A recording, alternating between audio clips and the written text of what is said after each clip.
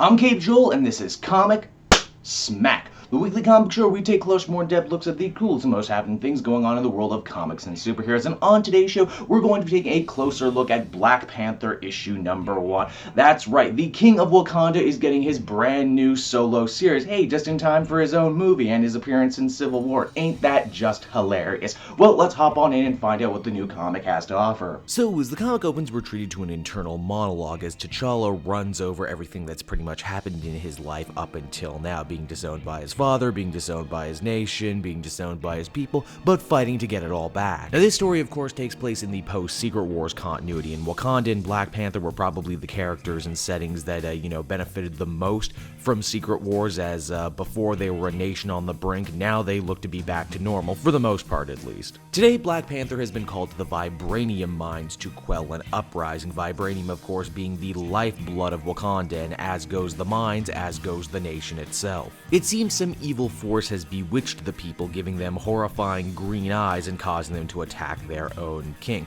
Black Panther has to be very careful when dealing with them because he doesn't want to hurt and or kill anybody. You know, if he doesn't have to. Also, important note should be given to the costume that's undergone a bit of a redesign. Now the helmet is a bit of a nanotech thing that kind of responds to Panther and goes up and goes down when he wants it to. Back in the capital city of Wakanda, things are tense there as well. Two members of the Dora, those are basically Wakandan super cops culled from different tribes all over the nation, have been brought before the queen. It seems the captain of the Dora went out of her way to execute a lecherous chieftain whose crimes had gone unpunished for way too long. The captain's subordinate argues that she shouldn't be punished for her actions, that she only delivered justice where she saw fit. Unfortunately, the Queen Mother, T'Challa's mom, has her own very rigid ideas about what justice is. The captain will be imprisoned and assumedly put to death, keeping with the laws of the land. Now, you're probably wondering right now, isn't this a matter that Black Panther himself should deal with? I mean, he is a king, right? And doesn't this seem like something a king would handle? Well, it seems the people have dubbed him now the Orphan King because, much like the last time we saw him in Hickman's Avengers, he's spending a lot of time at the necropolis. And a more distant T'Challa means his mom more or less gets to run roughshod over everything that's happening in the kingdom. From there, we transition on over to the architects of the Wakandan uprising, two people on the Nigerian border who seem to have a standing army and who are all but ready to take over Wakanda and, as they say, bring in a new world order. Meanwhile, at Wakandan's military prison, the subordinate from before wages a very risky breakout of her captain. She manages to pull this off with a set of experimental Wakandan battle armor that allows the user to fly. Basically, think the Vulture, but way cooler. Now, why would this woman be willing to go to such lengths to save her captain? Well, that's because they're a lot more than just friends. Yeah, they're lovers. And they've both grown pretty sick and tired of their absentee King T'Challa, and they decide, hey, you know what, we got this armor, we might as well use it, right? As the comic winds down, we check on in with Black Panther and his base of operations at the necropolis. We also find out that his sister, the one who was running Wakanda while he was running around doing different stuff, oh, she's still there, she's just in stasis. Black Panther number 1 is the premier comic for Ta-Nehisi Coates, a man who you may know from his work as a correspondent from The Atlantic, a guest on the Colbert and Daily shows respectively, and just a lot of other really interesting journalism work. With that knowledge in mind, it should really come as no surprise to anyone that this comic is packing a lot of literary chops. Coates has written a lot on the current state of Africa, and this informs this new comic in a big way. T'Challa is as cool as ever, and it looks like he's grown his arsenal of gadgets since last we saw him. The art is truly beautiful, and it's nice to see the super hyper advanced nation of Wakanda rendered in such a way. The supporting cast has also been beefed up in a really meaningful way, and there's already a lot of intrigue going around that will almost certainly make me want to pick up the next issue that much more.